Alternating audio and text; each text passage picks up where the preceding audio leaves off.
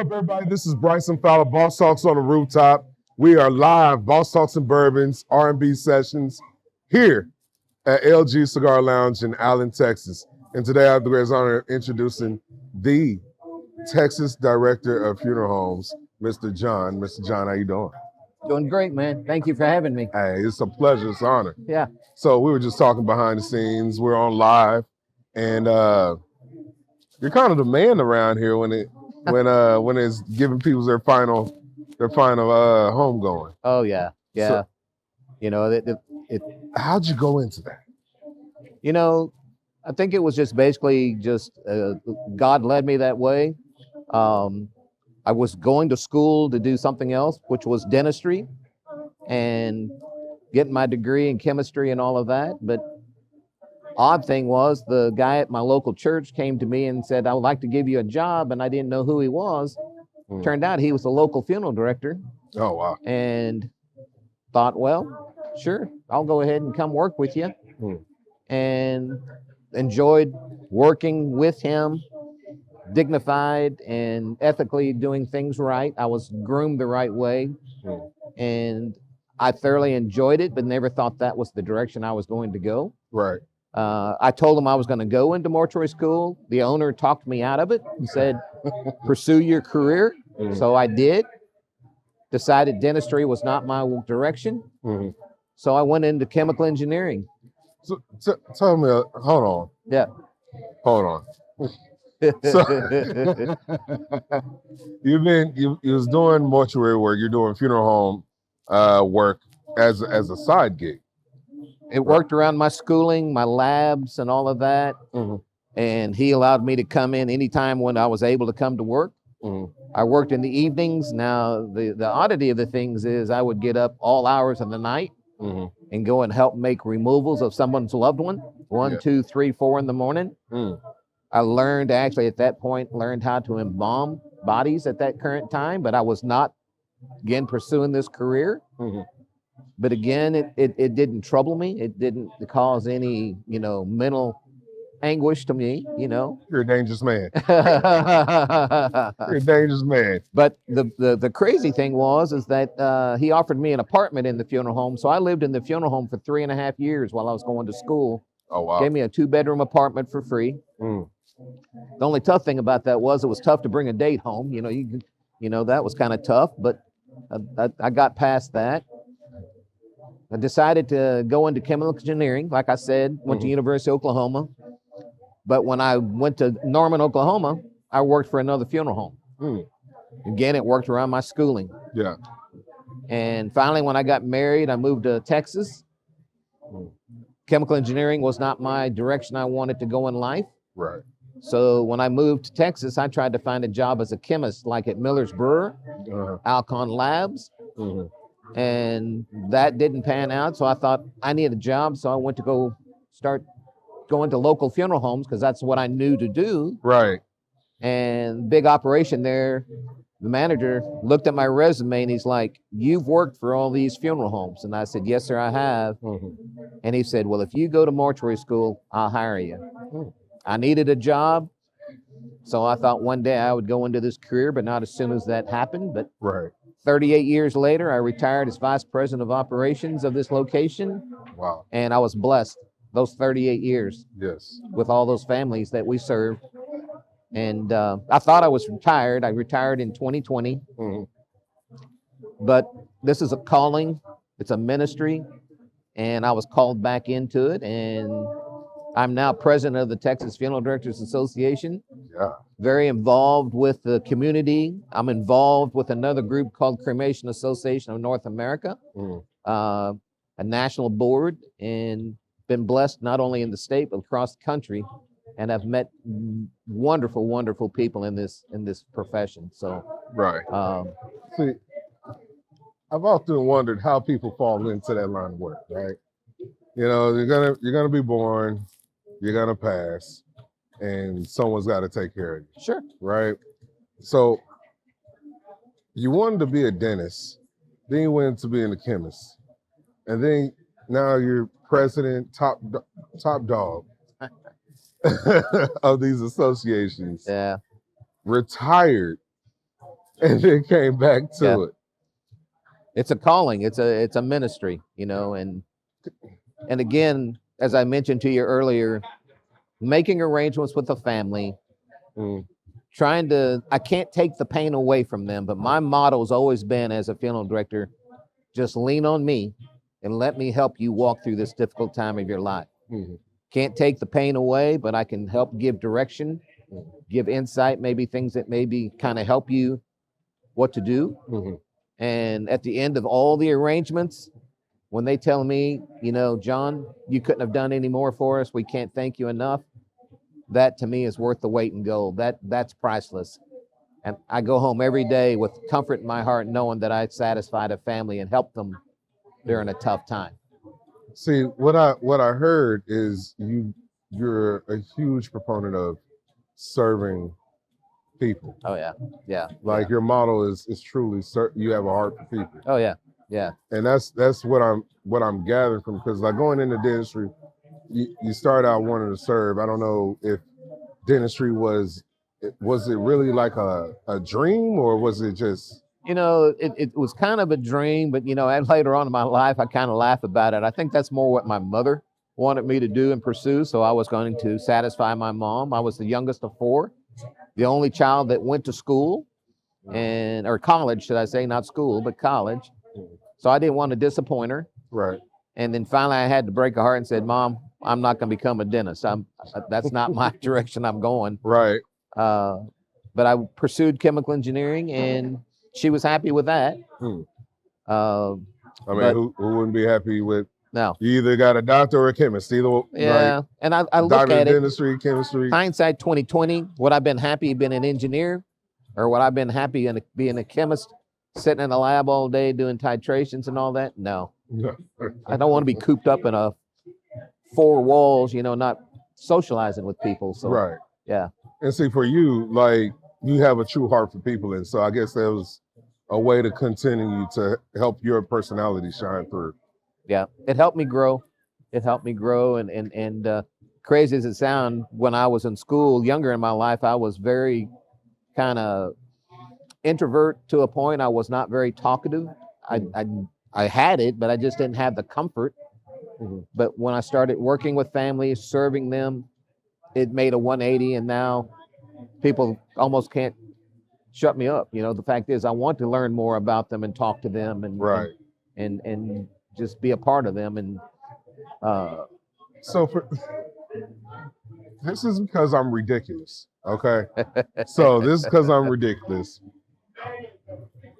For you, were you like, okay, you have the person that's no longer with us, right?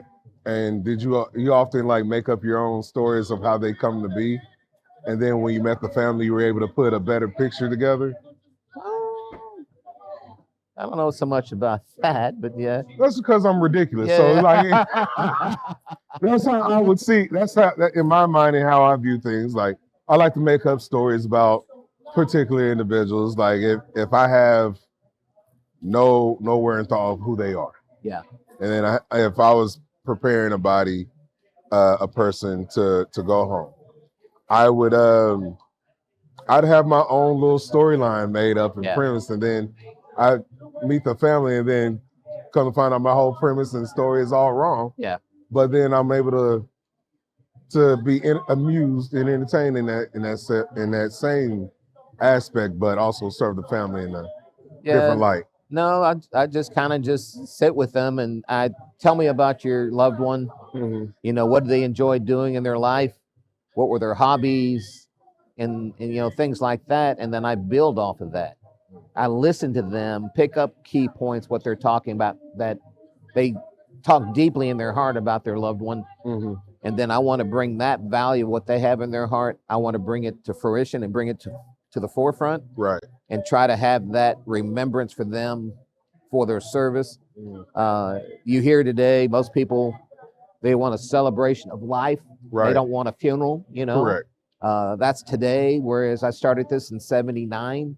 That wasn't even thought of. It was all the same cookie cutter, just humdrum funeral. Yeah. But listening to people tell you about their loved ones and help them create a celebration of true life of that individual. That way, when people come to a service, you know, the old way, they didn't know more about that person than when they went in. Right. But when they actually create a celebration of life and then they bring all that to the forefront, I didn't know that about your loved one. I didn't know they enjoyed this hobby or all this. Then they learn more about their loved one and they can connect better with them Right. at the conclusion of the services. That, to me, I just want to try to just develop that for them, to create a memory picture for them that's not a horrible memory, even though it's going to be a tough time. Right. I try to enlighten it to make it easier for them. Right. Yeah. But see, for us, it's always a celebration of life. For me, I've always said, look, cremate me. Yeah. Take the money, what you're gonna have. Yeah.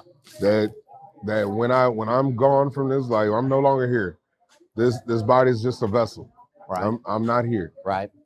Cremate it. Let's have a party. Yeah. Have a party in my honor. So I'm of that nature, right? So with that process, with families like that, like, is the cremation process the same as preparing them for going home? You know, the thing is, I always tell families, always individuals will say, you know what, put me in a pine box or cremate me, do as little as possible for me. But I think where people begin to forget is funerals aren't basically for the decedent, it's actually for the living. What actually will help them walk through this difficult time of their lives? You know, if you keep them solemn, then it's more difficult for them to walk through those steps of grief. I think if you help enlighten it, where you have embracement, more people gather and be part of you, then I think that when they have that connection, that's much better. Right. But cremation versus burial, people always ask me, which should I do? You chose a form of disposition. What I mean, burial's a disposition, cremation's a disposition. Now, what do you want to do before or after the disposition takes place? Right. Right? So I think people get kind of misconstrued on what cremation actually is. It's just another way of breaking down your loved one's body. Okay. Right. Burial's short term. Cremation helps expedite it. Right. But we're going on the 150 year of cremation in existence.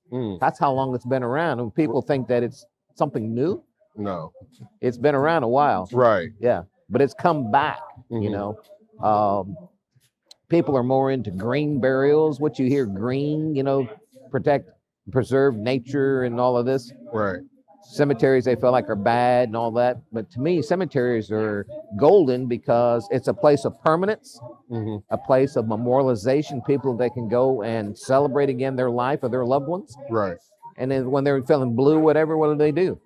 They may go to the cemetery and just sit there and go talk with their loved one. That brings them peace in their heart. Right. Yeah. Right. See, so many different avenues, way to look at it. I just try to just help educate the families when I'm visiting with them and talking with them, just to help them see different points of view instead of that narrow point of view what they may have. Now, I would be remiss if I didn't ask questions on costs, right? Right? You've been in the industry for quite some time. Yeah. You're top dog now. I don't know. So the cost association, because I've had the opportunities of handling a lot of homegoings. Well, not a lot, a few. Yeah. Homegoings in my own family, and the cost association has gone up. Yeah. So how do you help with that burden, or what tips do you have in that regard? There's so many different ways, you know, families that can go with what's called a direct cremation, meaning no service whatsoever with the funeral home themselves. They go ahead and get their loved one cremated. They take possession of their loved one's urn. Then they can go and celebrate the life of their loved one on their own. Right. You see people now, and again, funeral homes, and again, I'm part of funeral homes, but also part of cemeteries. You know, do we really want families to do that? not really, but they have that opportunity to do so. Do I need you or me to be there with me, holding my hand while I have this celebration or this party or this dinner or whatever? Right. No. But I can guide you. You can still come talk to me. I can counsel you and give you viewpoints. Hey, you know, there's different ways. It's not all about the money itself. It's basically, again, how do I help you get through this difficult time? If money's harsh, I'll give you avenues to get through this difficult time and not have to spend an elaborate amount of money. Cremations, I've seen families, one family spend $18,000 on a cremation service, okay? Whereas a burial, they didn't spend near that on some of them. So I've seen both sides of the spectrum. So cremation's not necessarily cheaper. Right. You make it into what you want it to be. Now, the beauty of cremation is you can cremate your loved one today. You can have the service 6 months down the road or a year down the road when all the family can get together, because all the family doesn't live all in the same area anymore. Everybody lives all over the United States or all over the world. Right? Do we want to do it during the harsh winter months, or do we want to do it during the spring when it's kind of beautiful and enjoy the outdoors? They wait till the spring. Right? So that's the beauty I see somewhat of cremation, that it doesn't expedite forcing someone to do a funeral within this week time frame. Right? You don't have to go and look at cemetery property right now. You can do that later. You don't have to buy a headstone now. You can do that later. So it has some beauty to it. The fact is, and me saying the beauty of it is, the beauty of it is, they're not rushing having to make these decisions right now, and they can pace themselves what they can afford at that current time, then do it. Right? A lot of people just take them home. Right? I mean, they do. Because, like, you know, that's what I witnessed myself in personal space. When you have someone cremated, you usually take them in some kind of vase, urn, or whatever you have, and put them on a mantle somewhere. The only thing that worries me about that with my history is you have possession of your loved one. Something happens to you. Then who's going to take possession of that urn, or possibly then your urn? And it's going to be passed down to family, right? And eventually I have seen situations where I get a call from a storage unit. These people walked away from it, quit paying on it, they unlock it, and they find this urn in there. Right? Now what do? We can't even get a hold of the owner of this anymore. We've always just taken them and just did a dignified way and made a burial for them in remembrance of that person. You know? I mean, everybody is owed that, you know? But again, passing them on to the next generation, after a while, they're like, I don't want this, you know, really? I mean, another guy. Yeah. I'm like, you know, that's mom and dad, then it goes to this child, then this child, and the grandchild, and then the next grandchild, and after a while, they're like, this is great granddad. I mean, what am I supposed to do with this? That's basically what happens. What am I supposed to do with this? Is it because I'm ridiculous? I'm like, hey. After a certain period of time, we need to spread the ashes on Lake Minnetonka or do something with this. Put it in the garden. Put it in the garden and let it become a plant. So for me, I'm just like, okay, well, I never even thought about, okay, after we do the cremation, who's gonna possess the urn? Who's gonna continue to carry me around with them? And for me, I'm like, hey, you know, put me in the garden. Put me in the garden and use me as fertilizer, I guess. Where was the favorite place that you enjoyed going or being, whether it be the lake or, you know, the Grand Canyon or, you know? Hell, right now it's LG Cigar Lounge, and well, heck, I don't know if they want to put you in an ashtray or something. But don't be in an ashtray. They're gonna dump the ashes out. Like, yeah, that's enough of him. The podcast can continue on with you in memory of you here, right? Right. So, you know, it's like, hey, this is him. Here we go. Everybody keep doing what you're doing. Have an old fashioned on me. So they just flick their ashes on top of you and keep growing. You know? right. No, in that regards. So what are you involved in now that people should know about you? Because I see you smoking a mature legacy. You enjoy cigars. Enjoy cigars. My main passion is I play golf every week. That's right up Sean Jones' alley. Yeah. The owner of Mature Legacy. He's a golfer. That is my true passion. It's my me time, just to get away, and just every Saturday I'm playing golf. I'm heartbroken because it's going to be 25 degrees and snowing this weekend because I can't play golf. You want to go out there? Yeah, I want to go play. You want to go out there and play golf in 25-degree weather? And my philosophy is, if the golf course is open, I'm on the course. Oh, wow. Yeah. Oh, you dedicated. I'm dedicated. Jesus. Because people will drive by and they'll ask, who's that idiot out on that course? This is the idiot that's out on that course. It's me. Yeah. It's me. Yeah, just wave at me. Just wave and go on about and go. Yeah. Just make sure I don't foul out here. But of anything that would be my main passion, what I enjoy doing, that would be it. You know, I have a beautiful granddaughter now that's 5 years old. She's a big part of my life. You know, my children are grown. They're healthy. Daughter's 40. My son's 38. I'm blessed. I mean, I can't ask for any more than that. Well, brother, I appreciate your service to the families, the countless families that you've helped serve and you continue to serve. Thank you. How do we connect with you? How do we find you? You can just Google my name, you know. My Not Google me. hey, that was nice. That was nice. He set me up for that one. He said, Google my name. And hey, the true definition of Google me. You want to find me, Google me. So I love that, brother. Brother John, I appreciate you. Appreciate the opportunity. Absolutely, man. Yes, sir. Thank you. Anytime, fam. So stay tuned. Stay here. We're gonna do our outro. So guys, this is Boss Talks and Bourbons, Boss Talks on the Rooftop, and R&B sessions with DJ Wavy Lamborghini. Remember to like, subscribe, share the channel, and remember, storms don't last, but your home should. Peace. 2 fingers.